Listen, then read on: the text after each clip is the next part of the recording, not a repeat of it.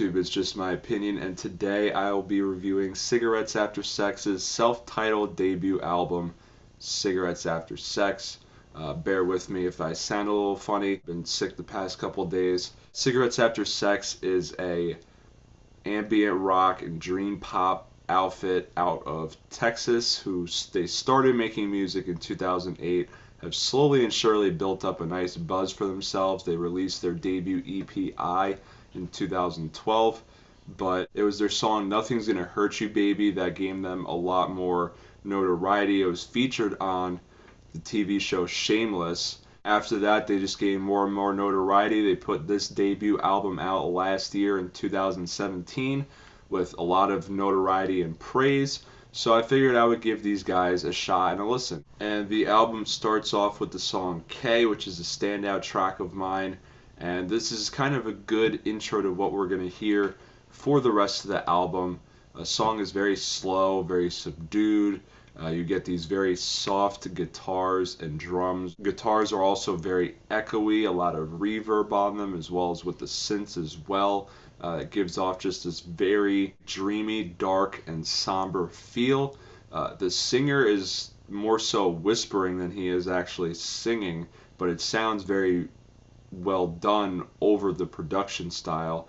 And this song is all about this girl named Kristen. They started out as not being serious, but he ultimately starts falling for her and wants her when she's not around. I like the interesting play on words with the song title K standing for Kristen, also K being one of those texts that none of us want to see or hear. Then we get Each Time You Fall in Love, which is my favorite song on this album. Another slow, subdued song again, very soft, but the singer is not whispering as much on this song as he is on a lot of the other songs on this album, which I liked because he actually has a decent voice. The guitars are very distant, very reverb, give off a very ambient sound and feel, and the lead riffs, especially on like the hook sections, sound absolutely beautiful. And this song is all about defining love and how each time you fall in love with someone different, it takes on a different meaning. Also questions if you actually really feel love every time that you fall in love with somebody. We then get Sunsets, which again has a similar aesthetic to the other two songs before it. Again, very soft and subdued, more echoey guitar leads and soft drums. The singer is back to kind of whisper singing again, but with this song, it has a more peaceful sound and tone to it in nature than the other two songs, which had a somber tone to it. And this song is all about a girl that he was in love with or was once in love with, and just kind of revisiting memories of it, sharing sunsets together. That was something that obviously he holds deeply onto. Then we get the song Apocalypse, which was one of the first songs I ever heard by them. This is definitely a standout track of mine. Again, follows a very similar aesthetic, very subdued, soft, again with the guitars, the synths, the lead singer whispering and everything. Again, another peaceful tone, similar to Sunsets. It actually has similar progressions kind of as far as sound-wise to Sunsets, but I think the tempo of this song is just slightly faster. And this song is all about a girl who has skeletons in her closet and is kind of afraid to open up and showcase her troubled past, and the lead singer kind of saying it's okay to do so. Definitely a hard thing for a lot of us to kind of open up to things that have happened in the past, so I definitely feel that on this song. You then get the song Flash, another standout track of mine. This one kind of slows down in pace and becomes a little bit more somber in nature as opposed to Sunsets and Apocalypse. The synths are kind of very faint in this song and very distant, reverby sounding. Love the overall aesthetic of this. The echoey guitars sound great, and it has a nice somber guitar solo in like the middle of the song as well that sounds great. And this song I kind of interpreted two different ways.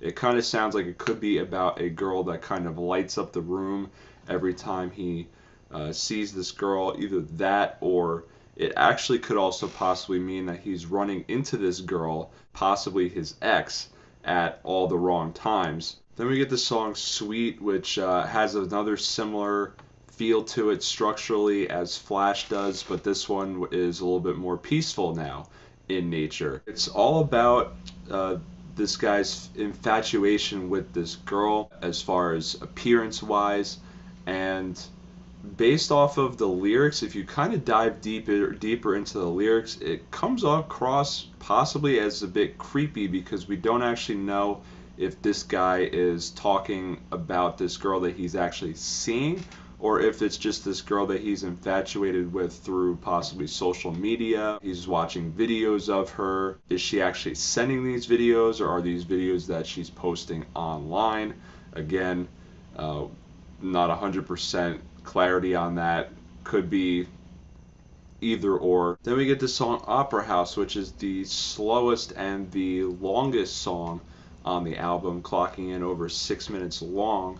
But this one has the most ambient synths prevalent in it, and the way that they're layered and structured together, especially with the guitars on the chorus of the song, sound very, very beautiful. This song is all about a heartbreak in which this guy really regrets. You can really hear it, and it sounds like he really only wants to be with this one person. He was only meant to love this one person. Then we get from here Truly, which is another mellow, airy sounding song where the synths and the guitars blend in together beautifully. It kind of gives almost like a summer night on the beach type of feel. And the song is actually about almost like a summer lust that this guy has with this girl. Don't have to love me to make love to me. Then from here we get John Wayne, which is another slower, somber sounding song. This one also features a very beautiful guitar, reverby guitar solo as well. With this one, it sounds like he's kind of telling the perspective from him, but about another person, kind of comparing this guy's heartbreak to that of John Wayne, who was an actor from back in the day, did a lot of Western films where he was kind of portrayed as an outlaw and fugitive in most of them, and he kind of had this like me against the world attitude, which you can hear within the song and the emotions being brought to the table from the singer on this one. You actually feel that. You feel that me against the world kind of attitude, which I really liked. And then finally, the album closes with Young and Dumb, which if you've heard one song, you've heard them all aesthetically wise. Subdued instrumentation, the soft vocal delivery.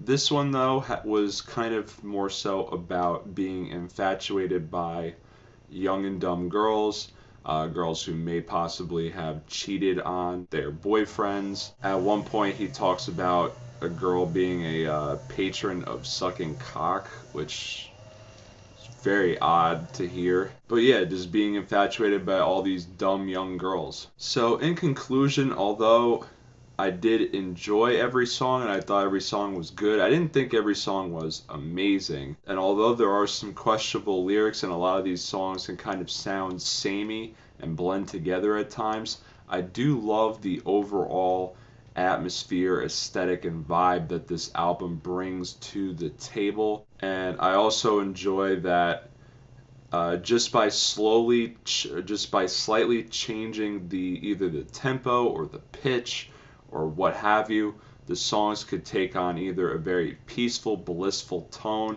or a very dark, somber tone. And I love how each song kind of has its own narrative as far as lust and love. So overall, I'm going to give this a 6.5 out of 10. Remember, this is just my opinion, and thank you for watching YouTube.